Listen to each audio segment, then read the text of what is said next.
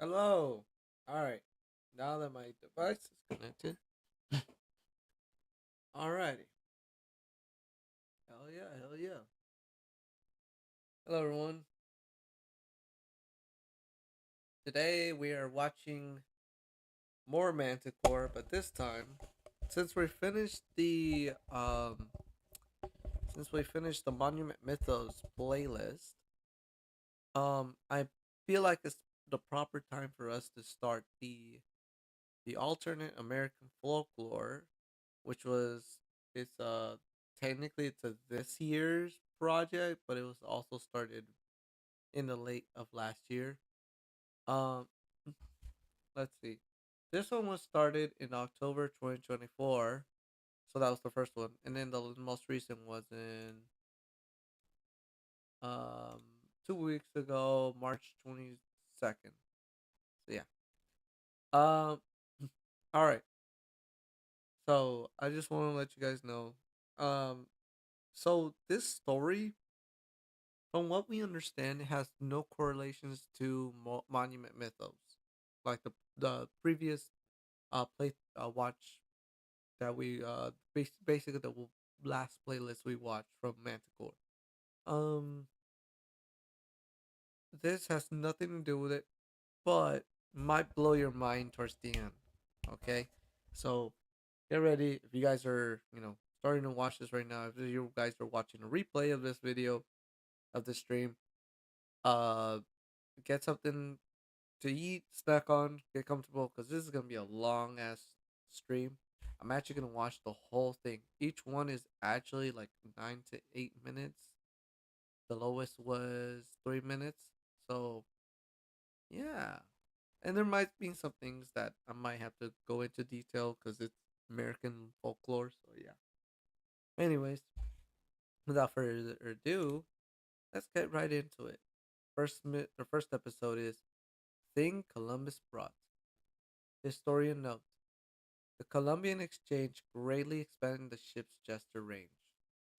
Now, if you guys don't know, the Columbian Exchange is basically Columbus um traveling to from I guess Europe. I can't remember. I think it was France or somewhere, Spain. He traveled from one location to the next because he wanted to get to Asia, I think. But instead, he actually ending up in Cuba. I think he ended up in Cuba. So yeah, it'll go into detail in the movie in the video. But yeah, all right. Without further ado, let's start. There's Columbus. Mean old fucker. October 12th, 1492. Christopher Columbus arrives in Guanahani. It's located somewhere around Cuba, right? Yeah, it's like one of the islands closer to Florida. He believes that he has reached the East Indies, which, by the way, the East Indies is located right over here. Basically, this is what he was thinking, that he was gonna go around the whole area, ended up right here. But what they ended up doing was going this way, thinking that they could go that way, and ended up right over here. But they didn't know that there was more land. They thought the idea was that they thought this was the only land that there was, and whenever they went this way, they didn't think about it. So, yeah, they didn't know that there was land right here, so they ended up in Guanahani. Yeah, this is where they wanted to go. He renames the people he encounters. The Indians, right? Indians, yeah. This misnomer will live for centuries.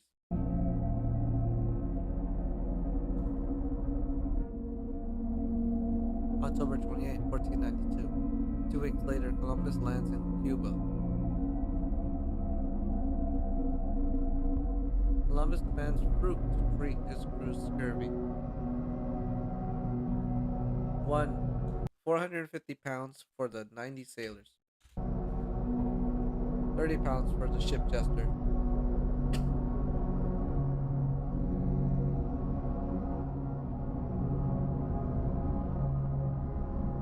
Luis, Luis del Torres, Columbus's interpreter, relays the Taino people reply, who is the chief jester? Columbus laughs. He orders his crew to open the ship's cargo hold.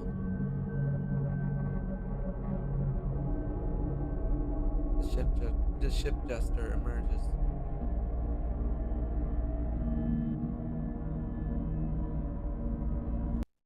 That's the ship jester. Now, as you can see, the Tainos are giving fruit to Columbus because they feared the ship jester. Now, if you guys don't know, the reality of how it went down was Columbus, the same situation, he demanded something from the Tainos or the natives, and they wouldn't listen to him because they're like, "Ha, you're nobody, you're no god."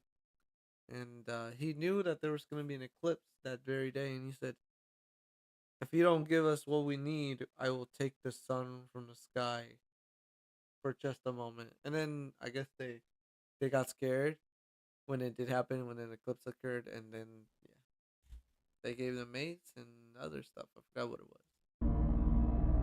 But yeah, crazy, crazy, crazy. All 480 pounds of fruit provided arrived. A Fort La Navidad is built by the crew. Feliz Navidad. Feliz Navidad. 39 sailors stay behind at La Navidad. So 80, 39 stay. March 15, 1493. Christopher Columbus returns to Spain after months of blank redacted.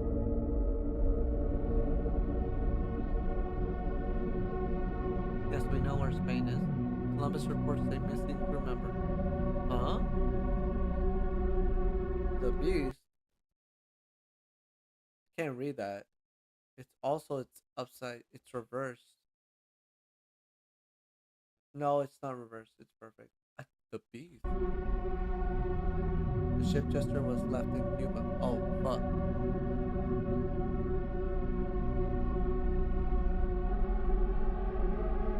Is that Queen Elizabeth? No, Queen Isabella. Okay, King Ferdinand. The Catholic monarchs sponsor a second voyage to retrieve the ship jester. Columbus is at a height of his fame. September 25, 1493. 6 months later, the second voyage begins.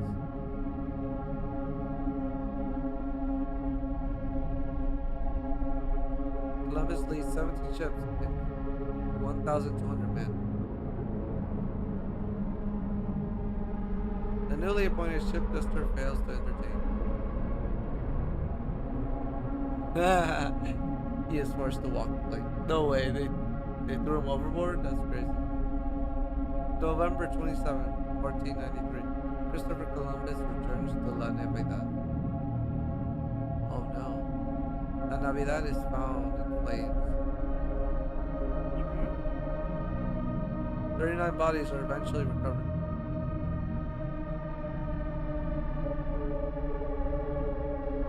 The Taino people claim that the ship jester helped stop the massacre by the sailors. Columbus does not believe them. April 20, 1496. After years of blank, Columbus sets sail for Spain. Ship jester remains at large. January 27, 1996. 500 years later, France prepares its final nuclear test. Pangatafa and the Murro atolls. Oh yeah, the atolls bombing? A second ship is discovered moments before detonation.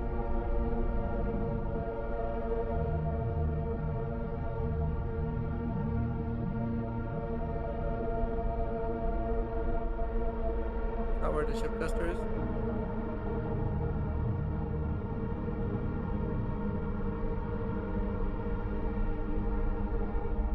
The ship jester emerges.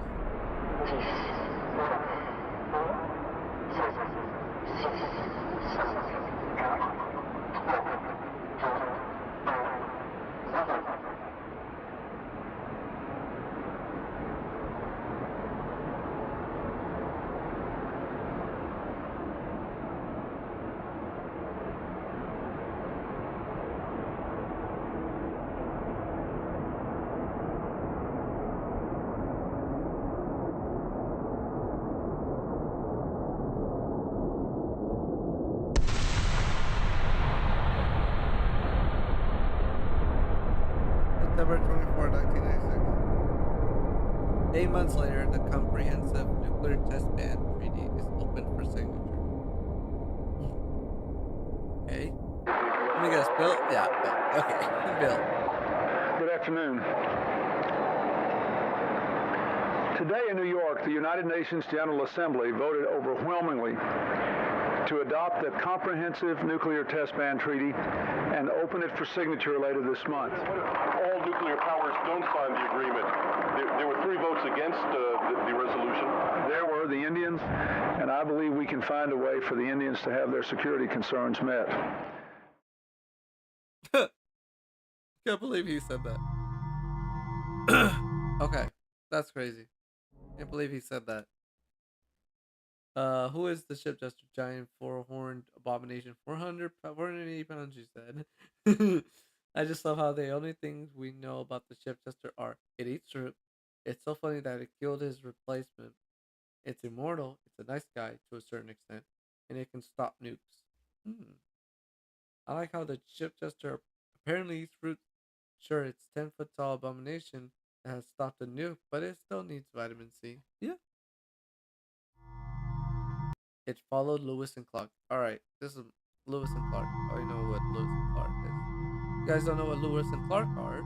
They're the 2 men that went on an expedition across the United States to with Sacagawea and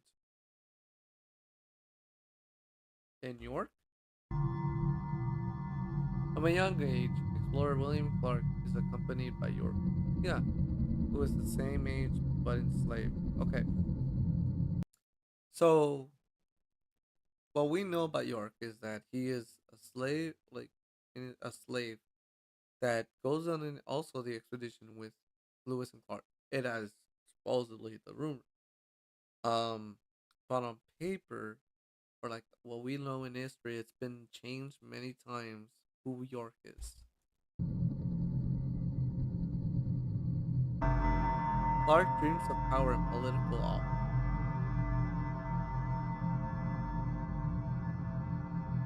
York dreams of starting his own family. Decades later, President Jefferson chooses Meriwether Lewis to command an expedition through the American West.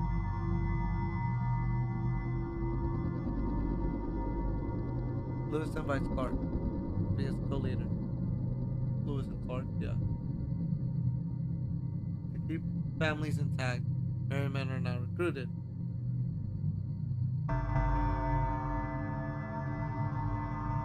However, Clark assigns York to the team.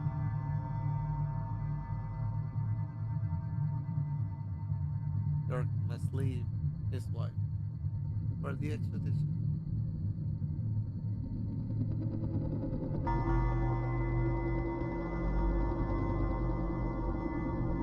Lewis and Clark have difficulty speaking with Native Americans.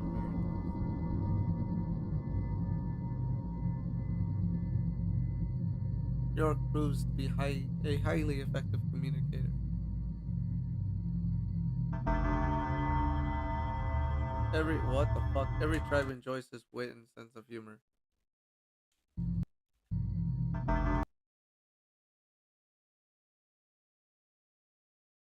Are we supposed to depict that that's the ship tester? Like, is that the ship tester?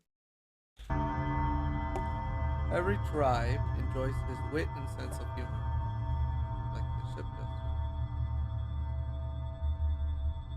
They find his presence healing. Do they call it Big Medicine? Yeah. And name him Big Medicine? Yeah. Big Medicine. Ooga chunga, ooga, ooga chunga. Occasionally, the letters are delivered to the team by traders.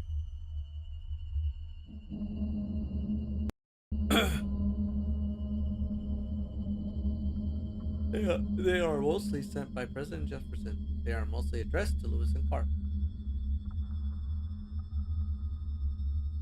One day, York receives illegible messages in handwriting eerily familiar, similar to Jefferson.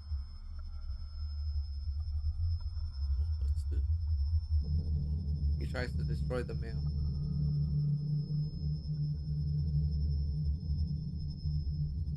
No luck. York keeps the burnt fragments in his satchel. In his satchel.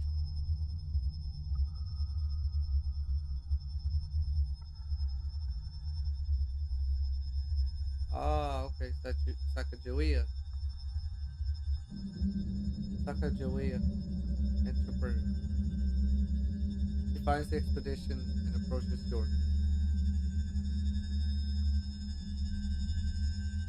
Show me.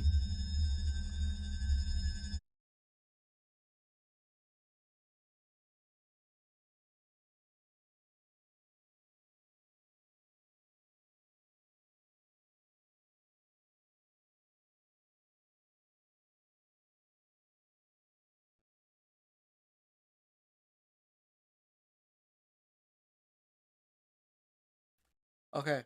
You guys want to know what that looks like? Here.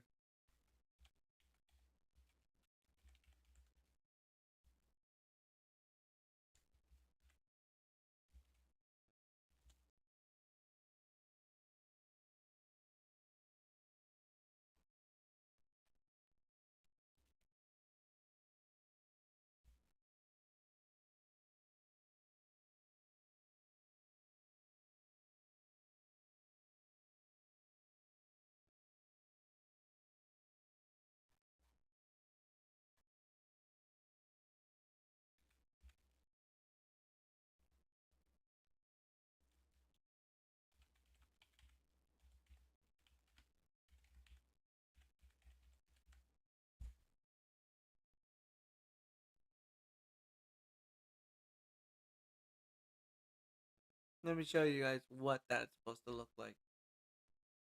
Let's see.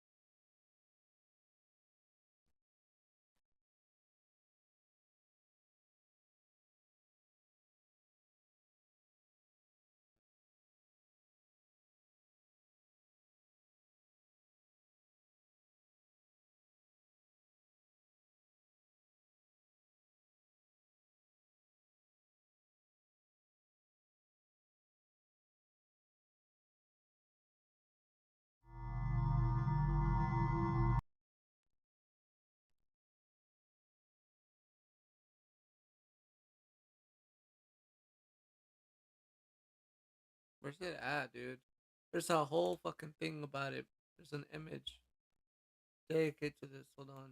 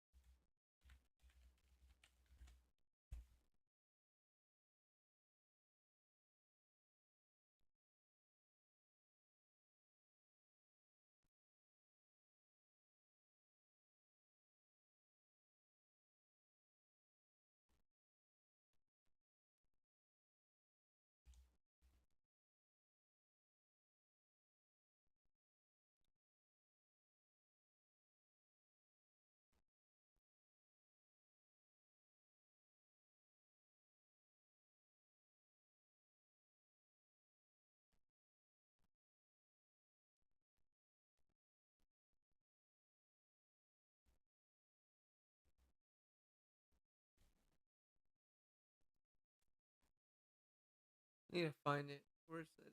Where's it at?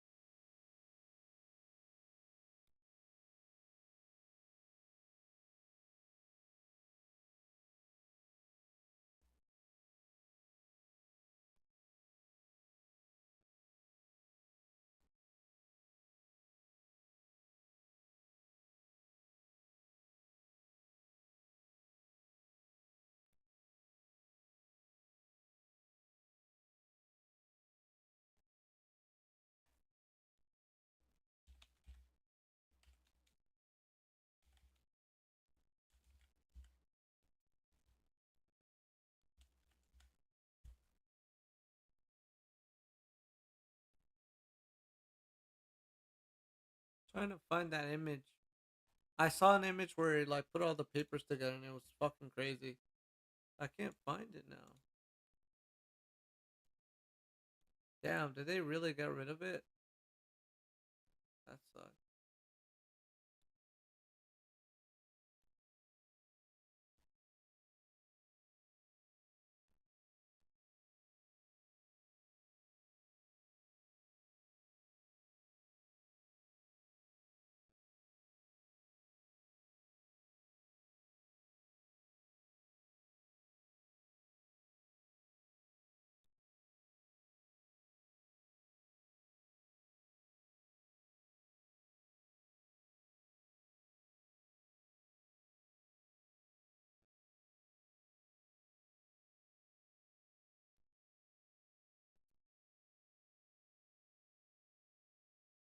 There you go.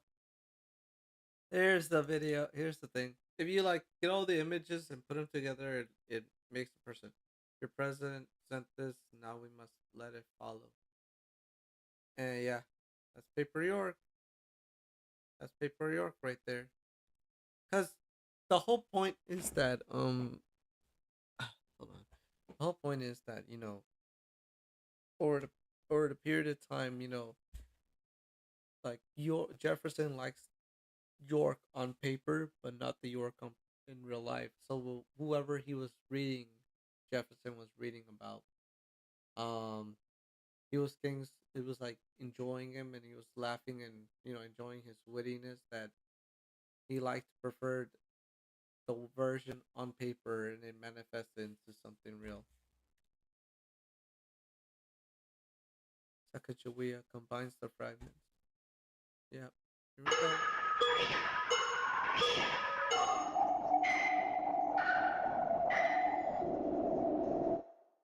Your president sent this.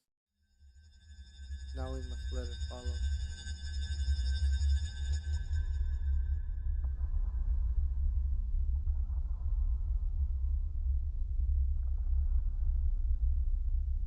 There it is.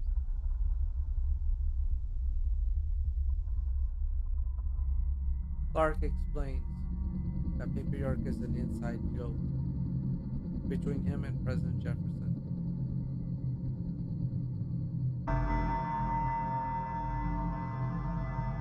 It's his finest work since writing the Declaration.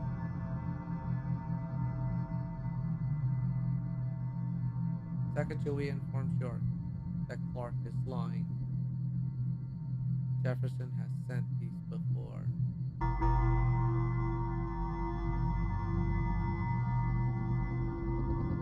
Throughout the expedition, Paper York is given larger meal portions than York and Sacagawea.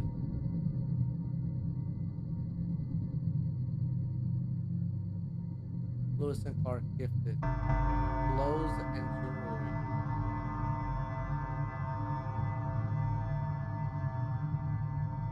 Imagine they made this into a horror movie. They even sing lullabies to it. Yeah, imagine if like this was in a horror movie. Once the crew reaches the Pacific Ocean, York decides to return home by himself. There he goes, off to go home by himself. Lewis and Clark are unconcerned. Sacagawea wishes York well. Ride, my noble steed, ride. Eventually, York returns to his house. Can you guess what's gonna happen, guys? He calls to his wife.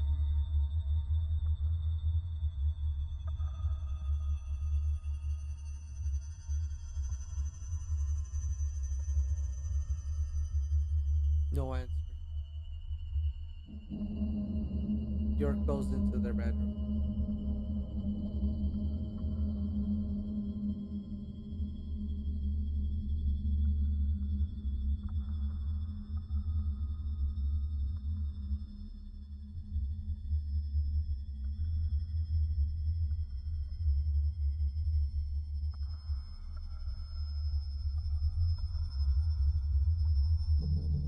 A paper version of his wife lies in bed.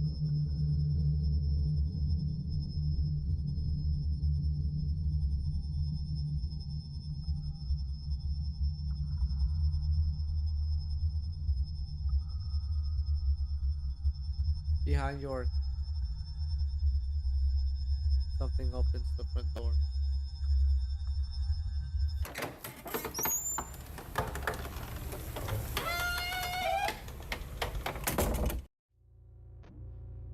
That's scary, dude. That is terrifying. Historians know Paper York is not widely recognized as an official member of the Lewis and Clark expedition. That's true. York, okay, I'm heading home now. Paper York, hey guys, I'll be right back. Don't ask me where I'm going. Okay. I love the idea that the jester just fucking up every kind of expedition in his own silly way. Once again, I've made a great mistake of watching Manticore video at 11 p.m. Okay, whatever. I think Paper York is a creature that is depicting the difference between York, the person, and York that existed on the letters and history books. The York on paper that wasn't necessarily true to the man, but here the person he was on paper is taking over his life, and that's true. That's true. All right. Well, pilgrims buried. Historian note: Tisquantum or Squanto passed away on November 30th, 1622.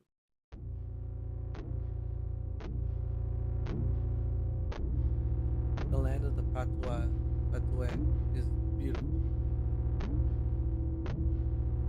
with abundant corn and restless water. Both are indispensable sources of hope. Tisquantum or Squanto is born an anxious child. He is haunted by the fear that his existence will ruin the corn. Squanto's family reassures him, but the unease takes root deep within him. His mother distracts him with a lesson on growing corn. It takes the three sisters, corn, beans, and squash, with fish as fertilizer. Each one supports the other, like us.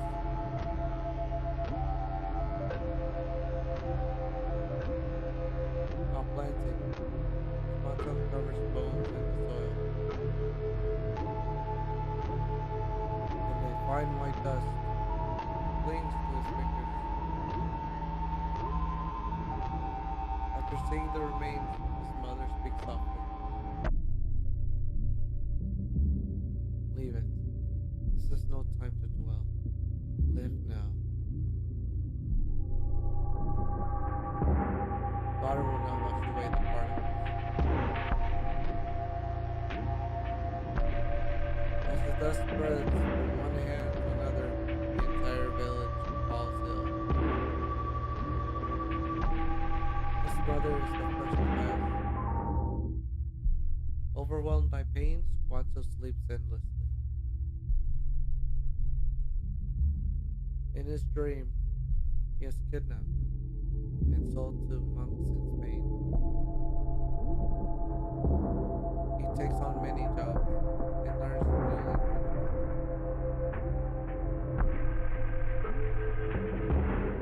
Eventually, his dream returns to the Patuat cornfields.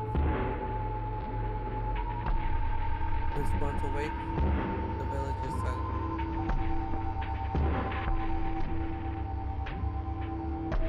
Mother?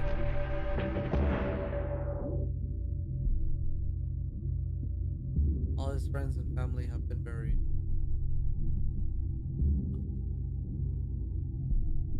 But the corn they planted grows strong,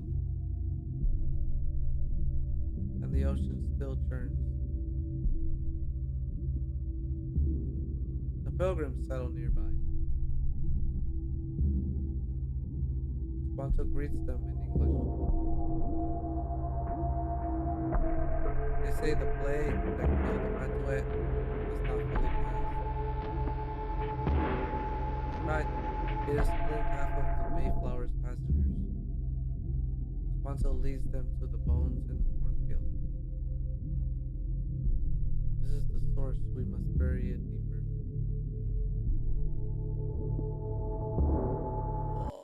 What am I looking at?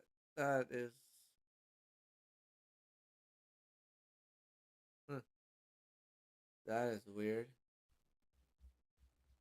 Chimera looking in nature.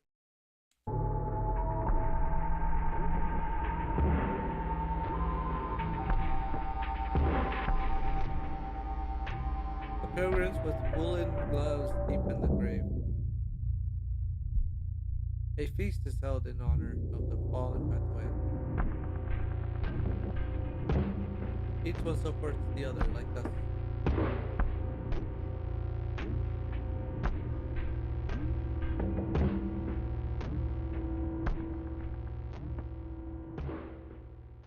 So he dies. Wait a minute. He dies. He dies soon after on November 30th of 1622. So 5 days. That's crazy. Mother had a terrible dream where I was sold to monks in Spain. Sold to what? When? Where? So what? Sold to what and where? Squanto seemed weirdly chill after everyone he knew fucking died. Hey, did you guys know that one of four horsemen of the apocalypse is buried nearby? Let's play corn on top of it. That's funny. Did this guy this did this to a guy outside of Raising Cane's once? Bro's gonna have a field day with Roanoke. Squanto is the Native American thought to have taught the pilgrims how to plant corn. The feast talked about is likely the first Thanksgiving given to this video was released on Thanksgiving weekend. Oh, I didn't know that. Oh, it was. Oh. Alright, let's go to the next one.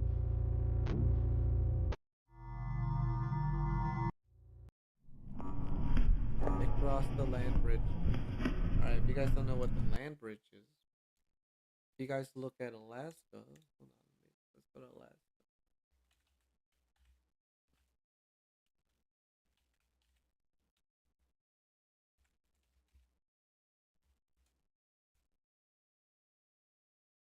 So, the Bering Land Bridge on is a national preserve area. Basically, think about it like this: this is the edge of Alaska, or like the little bits of Alaska. Let me see if I can get Alaska. Yeah, like right here. Look. Oh, this is a bad example. Hmm. Yeah, like right here. Where was that? See, Asia, North America, Alaska. This is Alaska. So think about it like this amount right here. This is the land bridge. So yeah, that's the land bridge. Yeah, so then we'll see. The Bering Land Bridge is right here. It's right here. Think about it. And like you could literally from Alaska in the United States, you can end up right here in Russia. Crazy. Across the land bridge, the Bering Land Bridge.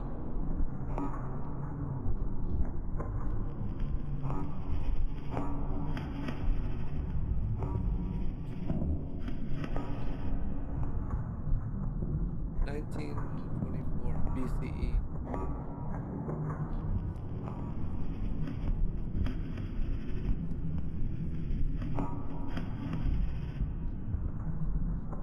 Forgotten things live here.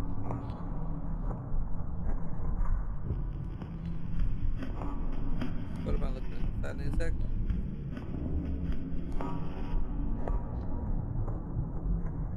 People trust the stars. Okay. I mean, a lot of people did back then. A human attempts to cross. Oh.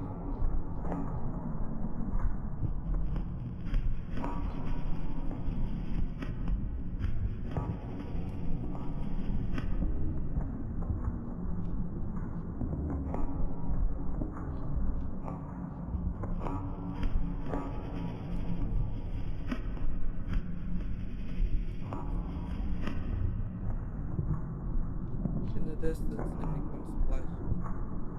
Oh.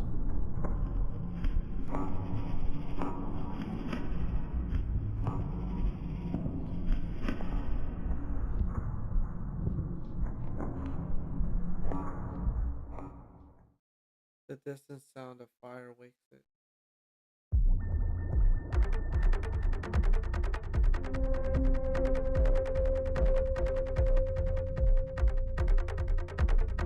It sees the human.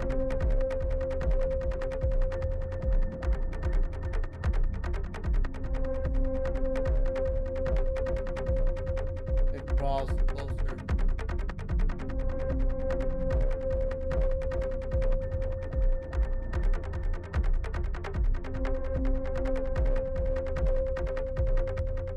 It summons the stars.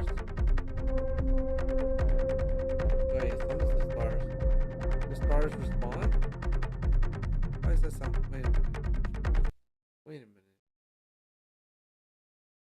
The last time we saw something like this, where stars were moving and being summoned towards Earth, towards the land, was the fallen angels, the false angels from the Sphinx. Wait a minute. That's interesting. The stars break apart the ice. Interesting.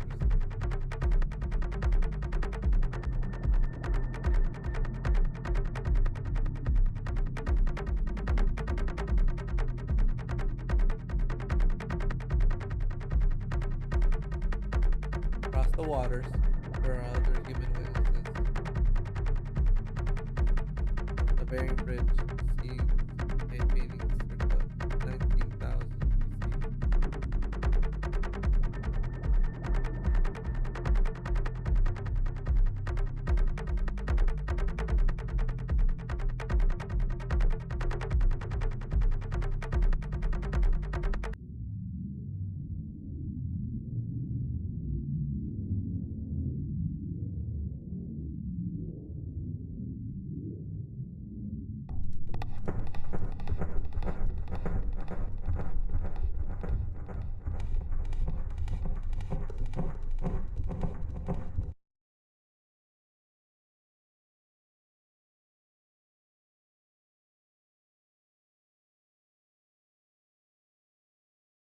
That's the ship duster.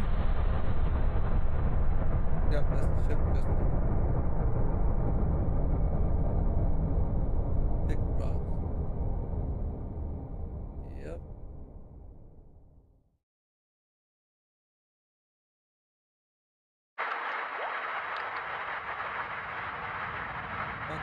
What the Seminoles fought. Oh, Seminoles. Like Florida? Historian note. Andrew Jackson was the seventh president of the United States. Okay. Wait, what? Narrated by Manticore?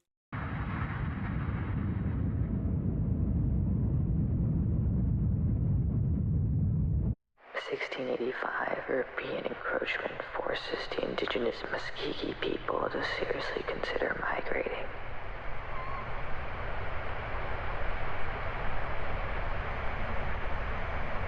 (1724), derived from Spanish, a new label emerges for the Muskegee people who have been entering Florida.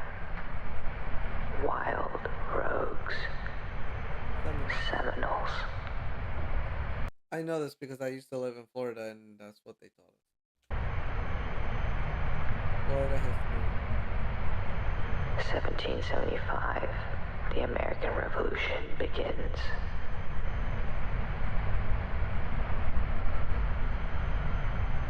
The British manipulate the Seminoles into becoming obstacles for the approaching American troops. The unforeseen violence spares Loyalist lives in the South. The escalating bloodshed between U.S. troops and Seminoles concerns General Nathaniel Greene. Oh, that's a name I haven't heard in a while. 1776, the following year, General Greene proves the local militarization of Florida wildlife. Many fauna, right? He names his war animals minute fauna. Many faunas, yeah. They are trained to strike lethally at a moment's notice. Animals were used in warfare, but they never did that in Florida. I don't think they did. Despite heavy losses, the Seminoles endure.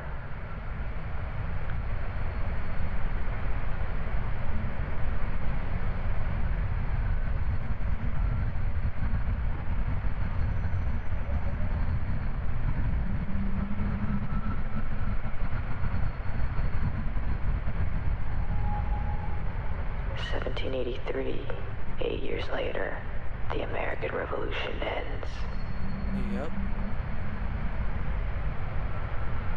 Spain repopulates Florida. To promote settlement, the Spanish approved land grants for many, including displaced indigenous peoples, escaped enslaved Americans, defeated British loyalists. During this era of Pax Hispanica, Spanish peace, the Seminoles find and destroy the remaining minute fauna. That's great. The Seminoles innovate.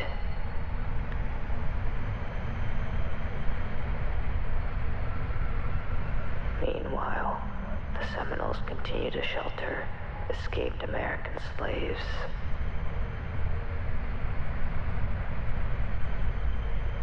In 1813, while stationed at the southern border, General Andrew Jackson is angered by the Seminole protection of escapees. Yeah, he didn't like that. 1816, 3 years later, Jackson invades Florida. Yep. The resulting wars are hellish. No U.S. soldier is prepared for combat in the swamps.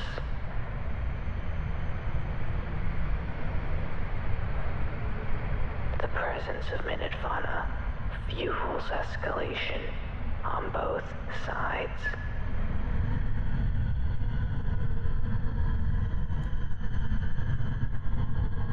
Are you gonna say it? These are the same Florida skies that the dead last saw.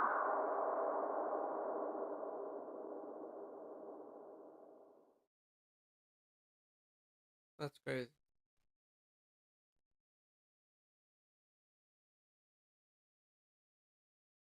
Andrew Jackson. Okay, that's weird. From what I remember. I don't remember that. Okay. That is weird. That is so weird. Um. Okay. Alrighty.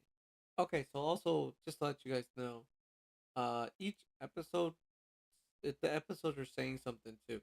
The thing Columbus brought, it followed Lewis and Clark. What the Pilgrims buried, it crossed the land bridge.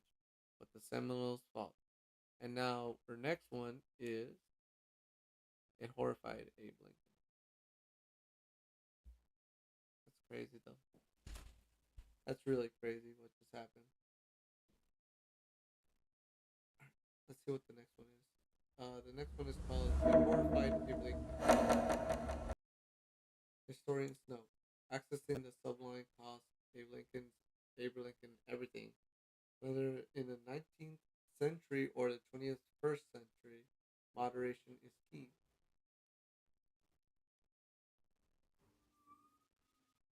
Abe Lincoln voiced by Manticore.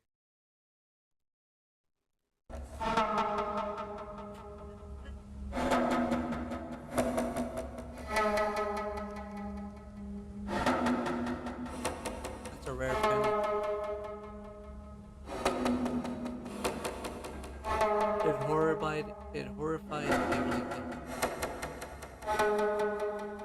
Lincoln was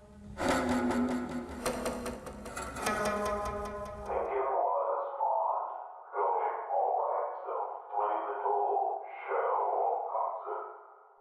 I have known he's going to a small show of magic lanterns, really for children.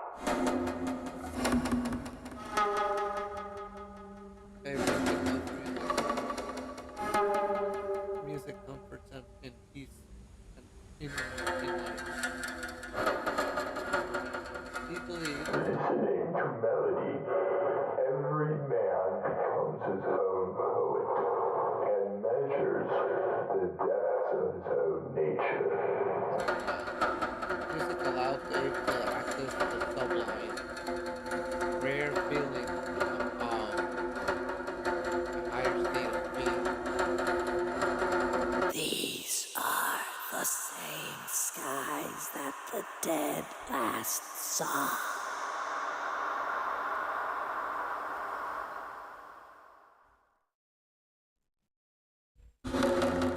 Music gives a bird's eye view of his own life.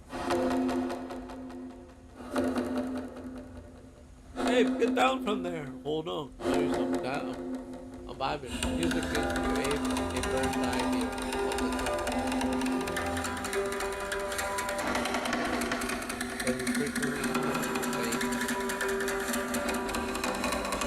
the early days of realized clarity during the Civil War.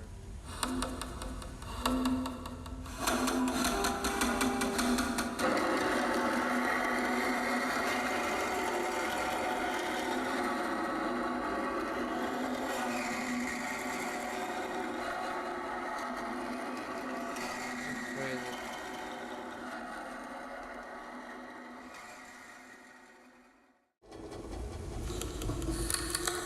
Following the Battle of Gettysburg, A bowed to Maryland's significant Hayes was summoned to Washington for nearly 2 years.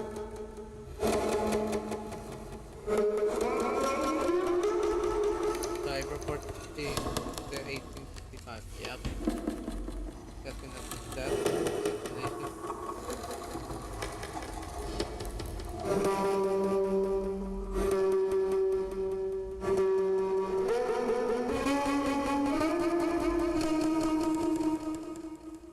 That's crazy. That's fucking wild. Hey, yeah, this tune slaps Dog Alive, this smug, bloating lad. 216. Cannoneer. Private load ape shot. Loader. Yes, sir. Huzzah for the Union. President Lincoln was reported to have spaced out during numerous cabinet meetings. I find it hilarious that Lincoln could look over America that one like that one John Cena meme where you're going spectator mode. Are you sure about that? Lincoln looking? Oh, was just too absurd. Lincoln Linker. Oh my god. Oh my god, that's fucking wild. Lincoln Lookers. What the fuck? Wait, I never thought about that. That's wild. See, I was right. The thing that Columbus brought followed Lewis and Clark. What Pillsbury crossed the land bridge, what the Seminoles fought horrified Abe Lincoln. It's like they connect with each other. Yeah. Imagine being a Confederate general in this situation. Your logistics are sound for now, and you're about to raid some Yankee town for their stuff. But then honest Abe just wall hacks, and clips you, even though you were dug in and hidden away somewhere in a bush. What a cheater! That's crazy. The thing that drafted the man. Historians know. In 1777, President Jefferson regarded that the draft as the last of all oppressions. All right, we're almost done, guys. September 14th. September 14, 001. It was a frightening game of cosmic bingo. Even today, though now in a state of uncertain hibernation. During the American Civil War, various methods of conscription were tested for utmost randomness. And while the lottery involving balls and wheels became most popular in the 20th century, a drawing of sticks was seriously considered by 19th century Americans. Think about it like this. Imagine if you're going to war or something happens. Imagine it's all decided through like a ball, spinning wheel ball, like a gambling ball, or like just drawing sticks. Imagine that's how it was, because it was back then. It was that's how it was. Special effigies were constructed to facilitate the process back then. The fuck? These paper people exist today in a state of uncertain hibernation. February 14th.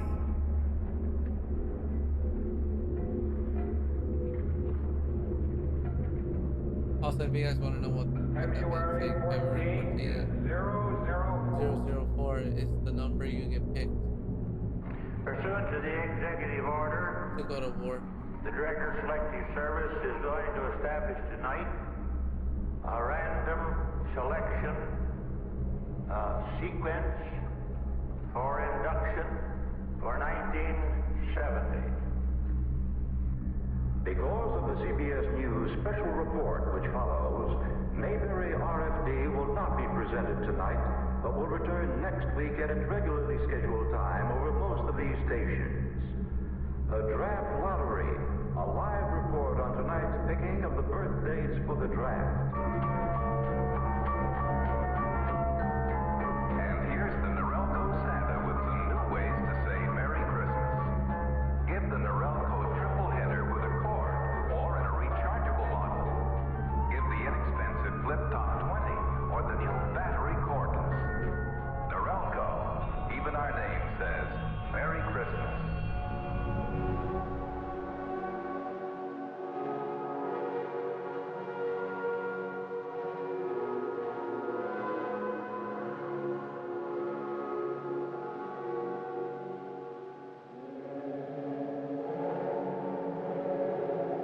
What the fuck?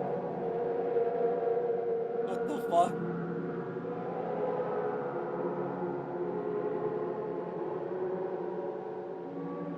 President Lyndon B. Johnson. What the fuck?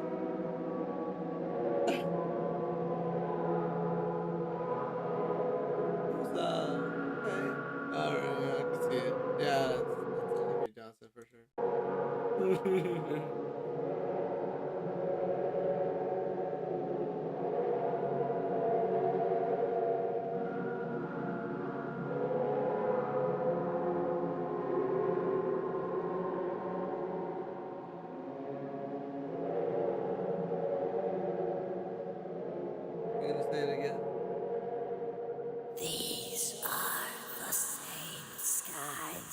The dead last song.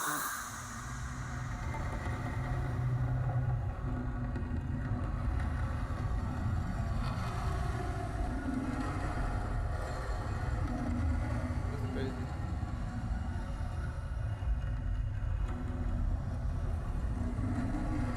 Alright, let's go to the next one. It disfigured Thomas Jefferson. Ayanna was taken by Lewis R.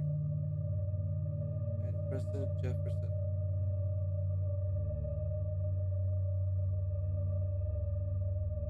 It was a cruel jest played on her husband, York.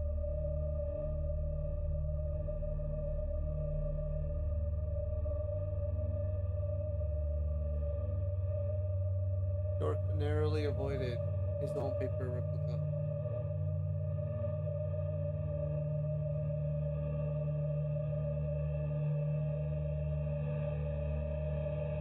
It escaped before local authorities arrived.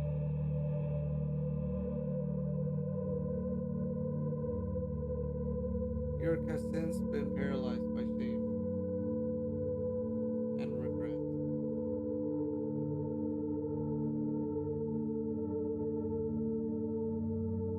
He sleeps the days away and dreams of Ayan.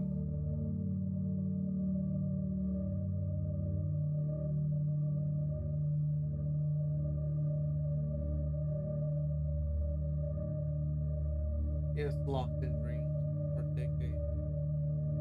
Decades.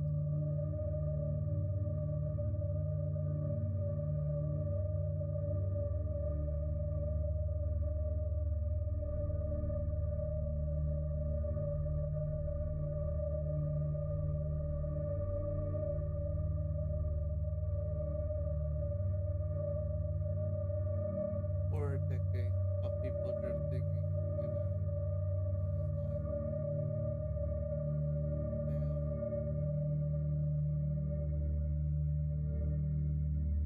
of his life. Damn. York encounters many brave men on his travels. Wait, what? Over his lifetime, York encounters many brave men, Americans, over his lifetime. Okay. Sorry, I was looking. I looked at something over my shoulder and I saw something. Mothers,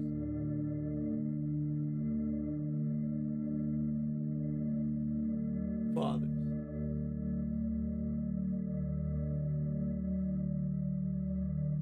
farmers,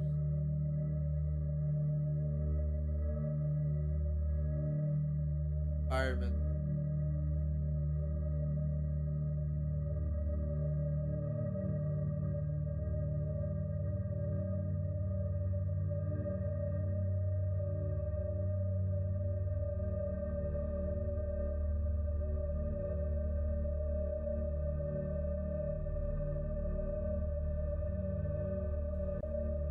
They each inspire him to do more than dream.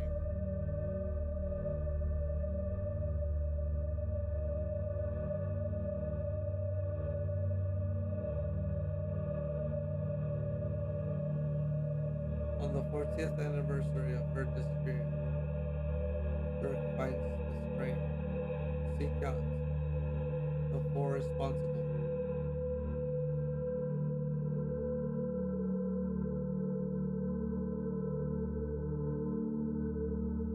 Where is Ayana?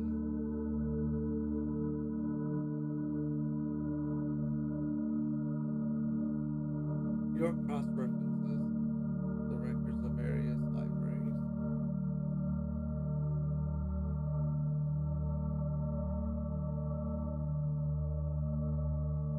He determines the status of the man, of the three men. Lewis, death. Tennessee, unknown cause.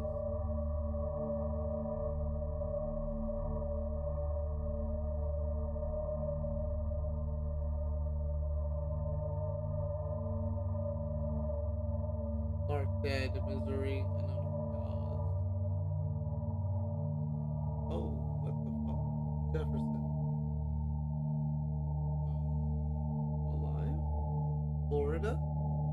disfigured. Right.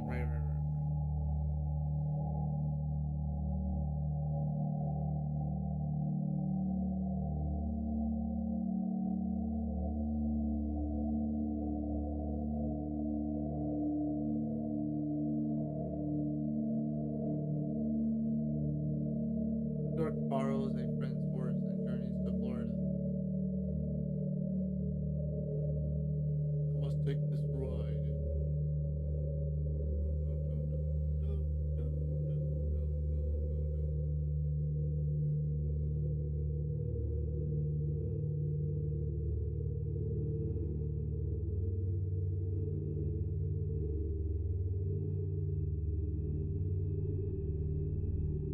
During the nights, he imagines possible futures and pasts.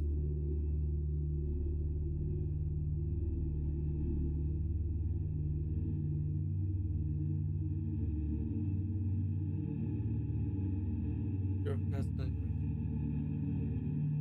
about Paper York.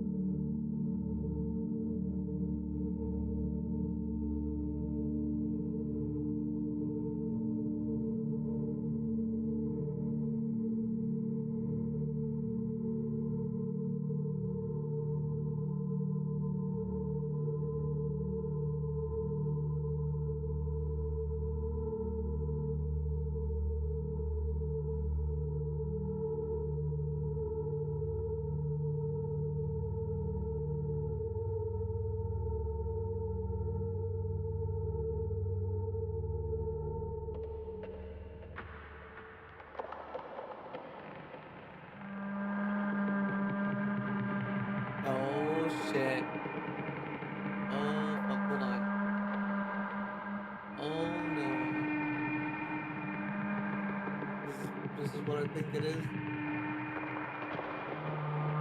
Yep, there it is. It's Maze. Maze Company. Part of the universe. That means it's part of the modern mythos.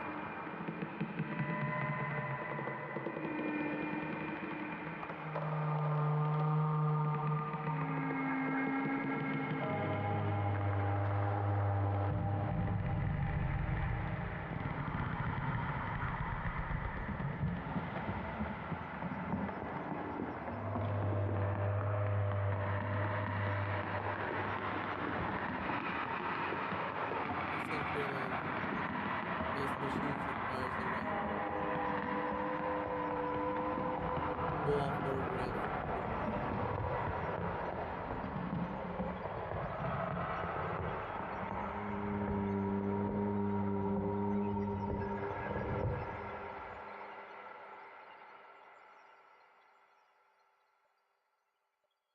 In 2025, Mays declassifies the first photograph of patriarch 1934.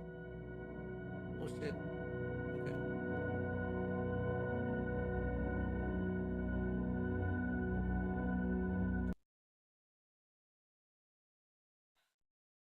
That's a special tree.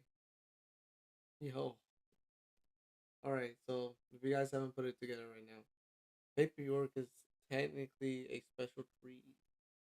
That's what Alice was told in Wonderland by the by what his name? But yeah, the special trees are people, or essentially paper version of people. Paper York, the special tree, as they say. Mays claims that Paper York and all related incidents are part of a fictionalized history.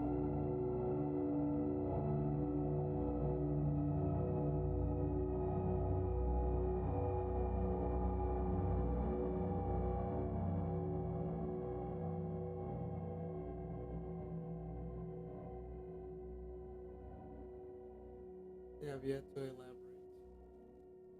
That's crazy. Now we're going to the next one.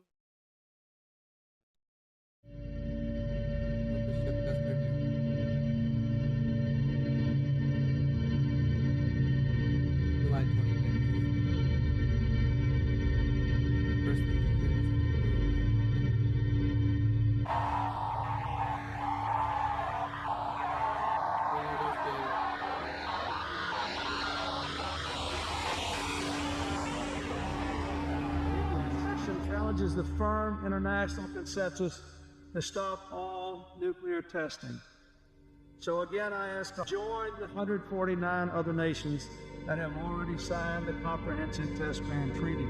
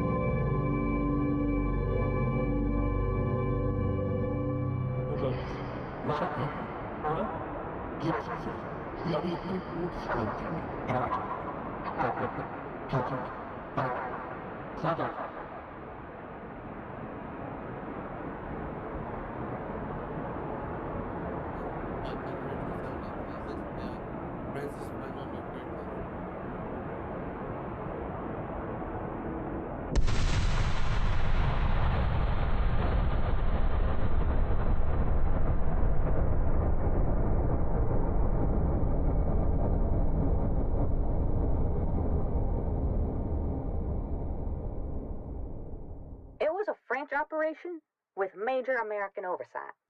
Bill Clinton, wanted to stand there for political leverage. He called the whole thing an Indian Cold War, and this region our sacred battleground. I personally don't believe it's the president's responsibility to stay politically correct, but it sure made it inconvenient for the rest of us at the time. The media did not enjoy that label one bit, especially that word, Indian. Suddenly, we were in some mighty uncomfortable interviews with the press. He really should have called it something else. But it was the 90s, and it was Bill. Folks over at DOT had a real nice nickname for him. We'll keep that off the tape. But one thing he did take seriously was the locals. He really took them at their word. He was nice like that. Sometimes. Hell, it was his command to establish an archival team to research their belief system for any more info on the jester. He wanted this TFMD under his control, in and out. Bill believed their story about it being the jester's home. I didn't. None of us did. I think we all came to our wits when the submersible found the ship. Then it all clicked. There were records between Columbus and now that we clearly hadn't gotten our hands on. But by then, it was too late. Test was underway. Who knew it'd feed the damn thing? Bill told me a little story about why the jester is named the jester, about it being the entertainer on a ship or whatever. I think it's called the ship jester because it makes a fool out of everybody. Out of humanity. Damn things made the world a big joke.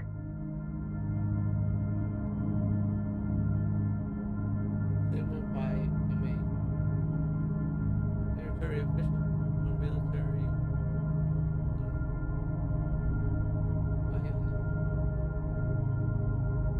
January 28, 1996. Irradiated Jester's irradiated Jester's first word.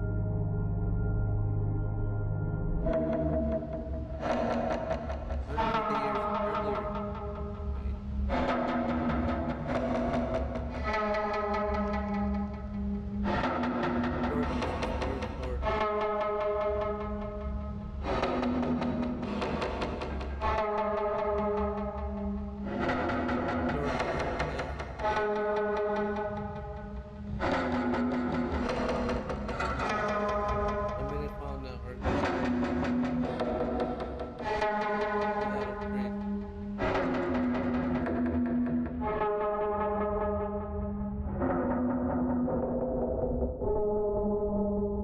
York finds an abandoned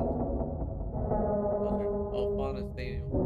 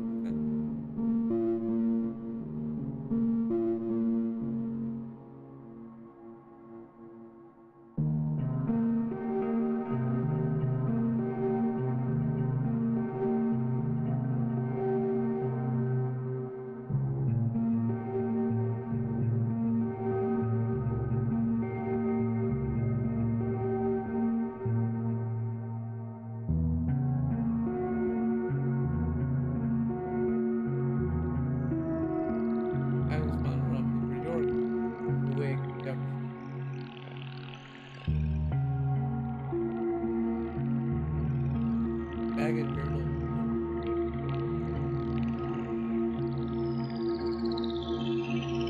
Wait, does that mean Jefferson also died?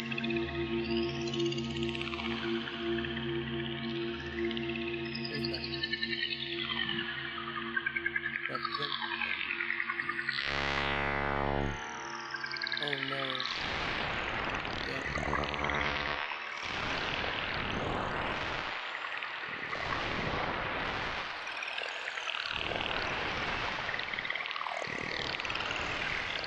Whoa, hold on, hold on. Oh, he became the. Oh no. He became the the knight. He became the knight.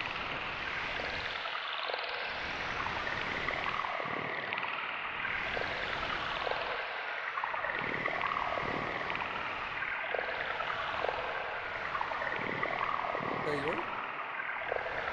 Yeah.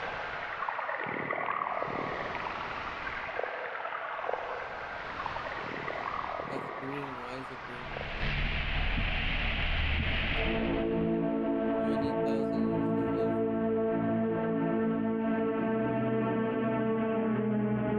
Across the waters. Where are other human witnesses? What? That doesn't land green rich?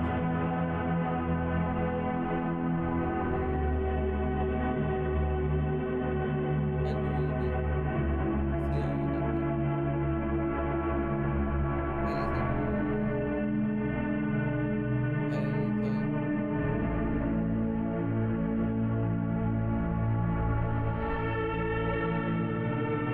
Anything at any time. Check faster? Yeah.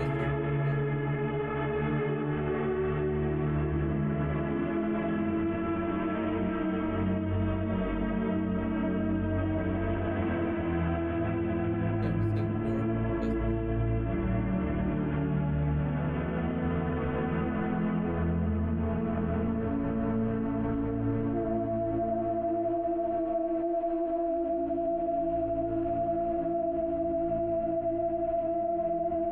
Matt.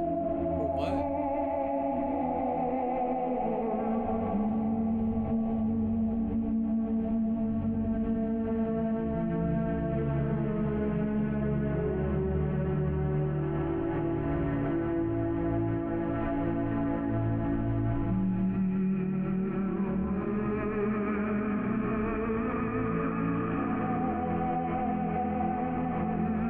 The tree of liberty must be refreshed from the time to time with the blood of patriots and tyrants.